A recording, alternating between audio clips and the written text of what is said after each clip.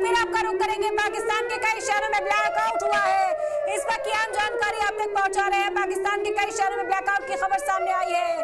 कई शहरों में पाकिस्तान में ब्लैकआउट हुआ है। हिंदुस्तान की ओर से भी मुंह तोड़ जवाब दिया जा रहा है, जिस वजह से पाकिस्तान में भी इस वक्त ब्लैकआउट हुआ है। इस्लामाबाद में भी हमला किया गया है। हिंदुस्तान पीछे नहीं, लगातार मुंह तोड़ जवाब दिया जा रहा है। लाहौर के बाद इस्लामाबाद में भी हमले की खबर सामने आई है। तो यहाँ जंग और कशीदा होती हुई दिखाई दी है। पाकिस्तान के भी कई शहरों से ब्लैकआउट की खबर इस वक्त सामने आ रही है।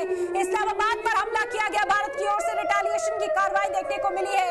जिस तरीके से के बाद एक ड्रोन बरसाया जा रहा है भारत के ऊपर, भारत ने भी कार्रवाई करनी शुरू कर दी है। लाहौर के बाद अब इस्लामाबाद पर भी हमला किया गया है, जिसके बाद पाकिस्तान के कई शहरों में इस वक्त ब्लैकआउट है। भारत ने और ड्रोन अटैक के जरिए इस्लामाबाद पर हमला किया है भारत ने।